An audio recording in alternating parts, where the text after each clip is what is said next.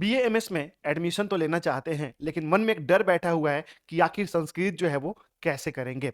क्या बहुत टफ होता है संस्कृत? मन में डर बैठाने से देखिए कुछ नहीं होगा। एक्चुअल में संस्कृत कितना होता है, क्या पढ़ना होता है, कैसे पढ़ना होता है, आपको किसी ने बताया ही नहीं। और इस कारण से आपको लगता है कि बहुत टफ होगा, आप नहीं कर सकते। बहुत से बच्चे सिर्फ संस्कृत के नाम से बीएमएस को छोड़ देते हैं और दूसरे कोर्सेज में चले जाते हैं। तो दोस्तों, आज की इस वीडियो में ना हम सब कुछ क्लियर कर देंगे बहुत ही आसान भाषा में कि संस्कृत कितना होता है, क्या पढ़ना होता है, कैसे पढ़ना होता है और एक्चुअल में संस्कृत का क्या इंपॉर्टेंस है बीएमएस के अंदर, क्यों पढ़ना होता है संस्कृत बीएमएस के अंदर, सभी चीजों के बारे में जानेंगे। टफ होता है या इजी होता है, खुद आप डिसाइड कर पाओगे और आप कमेंट में वीडियो के एंड में जरूर बताओगे कि हाँ, आप संस्कृत कर पाओगे कि नहीं कर पाओगे। नमस्कार दोस्तों, मेरा नाम है डॉक्टर विनय प्रसाद और आप देख रहे हैं द आयुर्वेदा। हम लोग पिछले 5 सालों से आयुष काउंसलिंग करा रहे हैं। इस चैनल पे हम लोग कंटेंट दे रहे हैं, काउंसलिंग की फ्री आपको जो है वीडियोस मिलती है सारी, कैसे आप लोग काउंसलिंग कर सकते हैं, कैसे आप बीएमएस की स्टडी कर सकते हैं, कैसे आप एग्जाम्स में की प्रिपरेशन कर सकते हैं, सब कुछ बताते रहते हैं। तो अगर आप बीएमएस में एडमिशन लेने की प्लानिंग कर रहे हो या फिर आपने बीएमएस में एडमिशन ले चुके हो, तो दोस्तों द आयुर्वेदा चैनल को सब्सक्राइब जरूर कर लेना, क्योंकि बहुत ज्यादा यूजफुल चैनल हो सकती है आपके लिए। बहुत सारी हेल्प आपको यहाँ चैनल से मिलती रहेगी। बहुत सी ऐसी ऐसी वीडियोज हम लोग डालते हैं जो आप कॉलेज लाइफ में, बीएमएस में, डेली लाइफ में आप उस प्रॉब्लम को फेस करते हो और उसका सॉल्यूशन हम लोग बताते हैं यहाँ पे। तो चलिए देखते हैं आपका जो मेन अभी पॉइंट है कि आखिर संस्कृत जो है वो कैसे पढ़ना है और क्या कुछ रहता है, संस्कृत का क्या ऑप्शन होता है।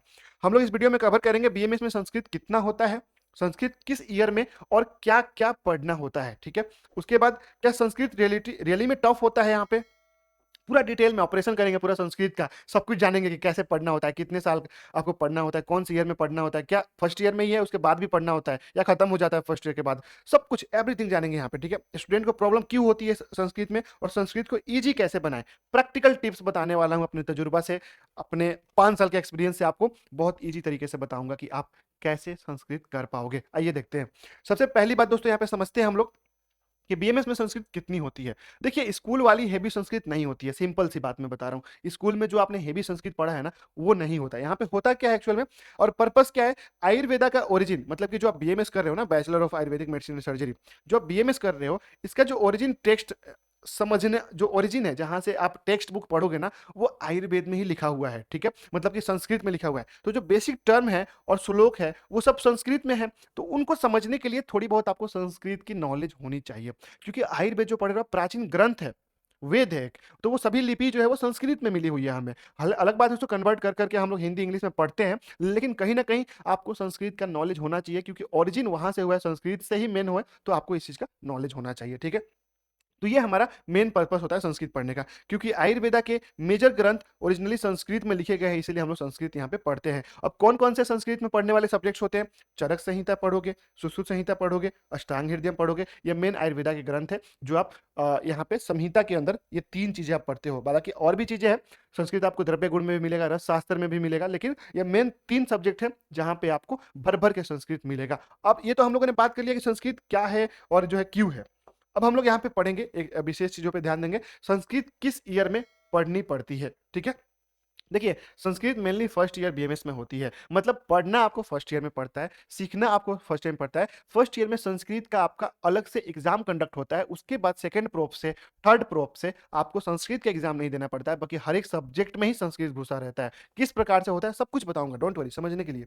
ठीक है, इसमें आपको क्या पढ़ना होता है संस्कृत में, देखिए बहुत सिंपल है। बेसिक संस्कृत ग्रामर पढ़ाया जाता है आपको। ठीक है, जैसे कि आपने बचपन में पढ़ा था ना, हिंदी में आपने स्वर्ण पढ़ा था, संधि पढ़ा था, विच्छेद पढ़ा था, उसी तरह संस्कृत में सेम वही चीज संस्कृत लैंग्वेज में पढ़ाया जाता है। ठीक है, आयुर्वेदा का इंपॉर्टेंट श्लोक पढ़ा जाता है यहाँ पे। ठीक है, अब जैसे कि आप जब ग्रामर पढ़ लोगे तो जाहिर सी बात आपको संस्कृत लिखना और पढ़ना आ जाएगा। जब संस्कृत लिखना पढ़ना आ जाएगा तो होता क्या है ना, कि सपोज करो जैसे आप लोगों ने बचपन में पढ़ा होगा कि कोई एक पोयम है, ठीक है, उस पोयम के ऊपर ये 2 लाइन लिखे रहते हैं संस्कृत में, दोहा हो, जैसे कबीर के दोहे पढ़े थे आपने, 2 लाइन होते हैं और उसका हिंदी मीनिंग होता है इसके नीचे। ठीक है, उसका हिंदी मीनिंग होता है। तो ये जो 2 लाइन संस्कृत के होते हैं ना, इसी को पढ़ना आपका मेन पर्पस होता है आयुर्वेदा में, मतलब इसको श्लोक बोलते हैं। और इसी श्लोक को समझने के लिए, जो ये श्लोक लिखा हुआ है संस्कृत लैंग्वेज में, उसका मीनिंग समझने के लिए आपको संस्कृत पढ़ाया जाता है यहाँ पे।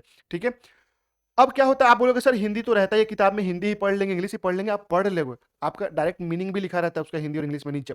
लेकिन एग्जाम्स का रूल है, संस्कृत लिखोगे तो आपको अच्छा स्कोरिंग मिलेगा। आप आयुर्वेदा कर रहे हो तो संस्कृत की नॉलेज तो आपको होनी चाहिए। मैं ये नहीं कह रहा हूँ कि बीएमएस करने से पहले होनी चाहिए, लेकिन बीएमएस जब करके निकलोगे तो आपके पास संस्कृत का नॉलेज होना चाहिए। अगर आप आयुर्वेदा करके, एक आयुर्वेदा का टैग लगा हुआ है आपके, तो संस्कृत तो आनी चाहिए। ठीक है, टर्म का मीनिंग जो मतलब जो ये श्लोक लिखे रहेंगे ना, इसका मीनिंग भी समझना आपको ज़रूरी है। सिंपल सेंटेंसेस अंडरस्टैंडिंग के लिए, मतलब ये जो सेंटेंसेस है, सब कुछ इस श्लोक को समझने के लिए ही मेनली जो है, इस श्लोक को लिखने के लिए, इस श्लोक को पढ़ने के लिए ही संस्कृत आपको यहाँ पे पढ़ाई जाती है। आई बात समझ में? अब आपको मैं एग्ज़ाम्पल देता हूँ। आयुर्वेद का एक सबसे पहला श्लोक होता है, हिताहितम सुखम दुःखम आयुस्तस्य हिताहितम मानचत चैत्रोक्तम आयुर्वेद स उच्यते। यानी कि दोस्तों मैंने बोला हिताहितम सुखम दुःखम, हिता अहितम मतलब हित अहित, सुखम दुखम सुख दुख में, हित मतलब अपना, अहित मतलब पराया, सुख दुख मतलब सुखम दुखम, ठीक है। तो संस्कृत में ऐसे ही लाइन लिखा रहता है, उसको आपको समझना पड़ेगा। आप संस्कृत के वर्ड नहीं समझोगे, आप पढ़ना नहीं आएगा तो उसका मीनिंग कैसे समझोगे आप, है ना। उसके बाद मीनिंग आप इंग्लिश में ड्राइव कर लो, आप हिंदी में ड्राइव करो, वो आपकी चॉइस है, बट संस्कृत तो संस्कृत होता है। कई जगहों पे क्या होता है, ये जो श्लोक लिखा रहता है ना, जो मैंने आपको बताया कि 2 लाइन के श्लोक होंगे, 4 लाइन के होंगे, 10 लाइन के भी हो सकते हैं, तो वो कई जगहों पे इंग्लिश में आपको मिलता है पढ़ने को, बट एटलीस्ट वो है तो संस्कृत। जैसे इंग्लिश लिखते हो आप, उसी प्रकार से आप संस्कृत को भी इंग्लिश में लोग लिखते हैं, बट पढ़ना आपको संस्कृत के टर्म में ही पड़ेगा उसको, ठीक है। अभी मैंने जो आपको बताया, हिताहितम सुखम दुखम आयुस्तस्य हिताहितम, इसका मतलब क्या हुआ कि जो हित अहित सुख दुख में आपका जो साथ दे, ठीक है, आपको जो सुरक्षा करे, वो आपका आयुर्वेद कहलाता है। ये आयुर्वेद का प्रयोजन का एक श्लोक है, हिताहितम सुखम दुखम आयु अस्तस्य हिताहितम, मतलब आयु को जो बढ़ाए, आयु को जो हितायु दे, सुख दुख दे। आयु मतलब आपकी उम्र, आपका आयु, एज बोलते हैं ना, उसी को आयु बोलते हैं। तो उसके हित अहित के लिए, आपको आयु को बढ़ाने के लिए क्या अच्छा है, क्या बुरा है, आपको सुख रहने के लिए, सुखी रहने के लिए क्या अच्छा है, और कैसे आप दुखी नहीं रहेंगे, उसका जो ज्ञान देता है वही आयुर्वेद कहलाता है। तो उसका देखो कितना बड़ा इसका ड्राइव हुआ है कि नहीं। तो 2 लाइन में, 1 लाइन में इतनी बड़ी-बड़ी बातें होती है संस्कृत में, तो आपको क्या लगता है संस्कृत सीखना चाहिए कि नहीं सीखना चाहिए आपको? डेफिनिटली सीखना चाहिए, बहुत यूज़फुल चीज़ है, ठीक है। उसके बाद हम लोग बात करेंगे यहाँ पे, फुल लैंग्वेज एक्सपर्ट आपको बनना नहीं है इसमें। मैंने आपको बताया ना, सिर्फ श्लोक समझने आ जाना चाहिए। श्लोक समझोगे कब? जब आप ग्रामर क्लियर हो जाएगा आपका, आप लिखना पढ़ना समझ लोगे, बस इतना काफ़ी है आपके लिए संस्कृत के लिए, ठीक है। बस आयुर्वेद समझने लायक संस्कृत आप सीख लो, उसके बाद कोई ज़रूरत नहीं। अब मैं बताता हूँ क्या संस्कृत रियली में टफ होता है? नहीं, इतना मुश्किल नहीं है जितना लोग बोलते हैं। मैंने आपको बताया ना एग्ज़ाम्पल देके। अब बताओ कि कोई भी ग्रामर सीखने में आपको कितना दिन लग जाएगा? 1 महीना अगर आप मेहनत कर दोगे ना, 1-1 घंटा एवरीडे, तो आप पूरा संस्कृत बोलना, पढ़ना, लिखना सब कुछ सीख जाओगे, लेकिन आप करोगे तब तो ईमानदारी से। क्योंकि जब आप कॉलेज में जाते हो बीएमएस के, तो टीचर तो आपको होमवर्क देंगे, संस्कृत सिखाएँगे भी, पढ़ाएँगे भी, होमवर्क भी देंगे। अब वो क्या होता है कि आप लिख कर तो आते हो, बट आप मजबूरी में पढ़ते हो उस चीज़ को, आप मन से नहीं पढ़ते हो। आपको लगता है होमवर्क है, टास्क है, करके जाना पड़ेगा। लेकिन आप मन से सोचो ना, अगर आप अपने अंदर एक सोचो, कोशिश करो कि मुझे तो यार संस्कृत में पूरा कमांड कर लेना है, तो आप अगर 1 महीने अच्छे से मेहनत कर लोगे, संस्कृत आपका परफेक्ट हो जाएगा। आपको कोई दिक्कत नहीं आएगी श्लोक लर्न करने में, उसके समझने में, मीनिंग समझने में, कहीं पे कोई दिक्कत नहीं आएगी यहाँ पे, ठीक है। अगर आप इग्नोर करोगे तो ज़ाहिर-सी बात है मुश्किल हो सकती है, मैंने वही बोला।